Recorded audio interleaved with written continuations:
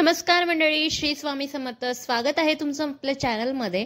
आणि स्वामी तुमच्या सर्व इच्छा मनोकामना पूर्ण करो ही स्वामींचरणी प्रार्थना करते आणि आजच्या व्हिडिओला सुरुवात करते. तर मंडळी, खूप लोकांच्या मनामध्ये प्रश्न असतात की अमावस्येला जर एखाद्या व्यक्तीचा मृत्यू झाला असेल तर तो शुभ मानला जावा की अशुभ मानला जावा.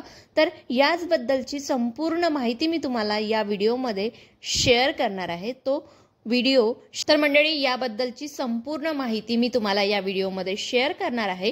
तर हा व्हिडिओ शेवटपर्यंत बघायला विसरू नका. व्हिडिओ आवडल्यास व्हिडिओला लाईक जरूर करा. चॅनलवर नवीन असाल तर चॅनलला सबस्क्राईब जरूर करा. त्याचप्रमाणे बेल आयकॉनला प्रेस करायला विसरू नका, जेणेकरून मी जेव्हाही कुठे कधी नवीन त्याचबरोबर बेल आयकॉनला प्रेस करायला विसरू नका, जेणेकरून मी नवीन माहितीपूर्ण व्हिडिओ जेव्हा अपलोड करेल तेव्हा तुम्हाला सर्वात आधी नोटिफिकेशन मिळेल व तुम्ही कुठलाही व्हिडिओ मिस करणार नाही. चला तर मग बघूया की अमावस्येच्या दिवशी मृत्यू होणे शुभ आहे की अशुभ. खरं तर खूप लोकांच्या मनामध्ये खूप सारे प्रश्न असतात की अमावस्या म्हणजे आपल्याकडे अशुभ मानलं जातं आणि पौर्णिमा म्हणजे छान मानलं जातं. त्यामुळे खूप लोकांच्या मनामध्ये असा प्रश्न असतो की जर अमावस्येला मृत्यू झाला तर काही समस्या असतात का, किंवा तो मृत्यू वाईट समजला जावा की चांगला समजला जावा, किंवा पौर्णिमेला मृत्यू झाल्यास तो चांगला समजला जावा की वाईट समजला जावा. तर मंडळी, तुमच्या फॅमिलीमध्ये तुमच्या आजूबाजूला जर अमावस्येच्या दिवशी मृत्यू होत असेल तर हा मृत्यू खूप चांगल्या संकेतामध्ये गणला जातो, खूप चांगल्या तिथीमध्ये समजला जातो. कुठल्याही प्रकारचं अशुभ मृत्यू अमावस्येच्या दिवशी झालेल्या मृत्यूला समजला जात नाही.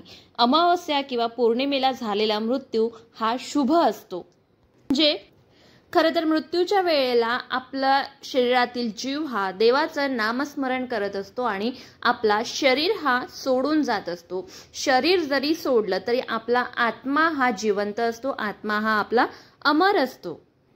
म्हणून आपल्याकडे धार्मिक मान्यतेनुसार सुद्धा अमावस्या आणि पौर्णिमेला खूप जास्त महत्त्व दिलं जातं. या दिवशी कुठलीही घटना घडली तर ती शुभ मानल्या जाते, किंवा आपलं शुभ कार्य जे करायचं असेल तर आपल्याला या गोष्टी या दिवस सजेस्ट केल्या जातं. तर त्यामुळे या दिवशी जर मृत्यू होत असेल अमावस्येला किंवा पौर्णिमेला तर तो खूप शुभ मानला जातो. ही गोष्ट जर तुम्ही गीता वाचली असेल तर तुम्हाला गीतामधील 8व्या अध्यायातील 5व्या श्लोकमध्ये छान प्रकारे वर्णन केलेलं आहे. नक्की एकदा बघून घ्या आणि कधीही ही गोष्ट डोक्यात ठेवू नका की जर अमावस्येला मृत्यू झाला किंवा पौर्णिमेला मृत्यू झाला तर तो शुभ आहे की अशुभ आहे.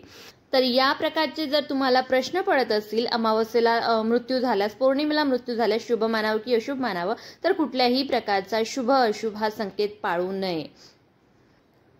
चला तर मग भेटूयात अशाच नवीन माहितीपूर्ण व्हिडिओमध्ये. नवीन असाल चॅनलवर तर चॅनलला सबस्क्राईब जरूर करा. श्री स्वामी समर्थ.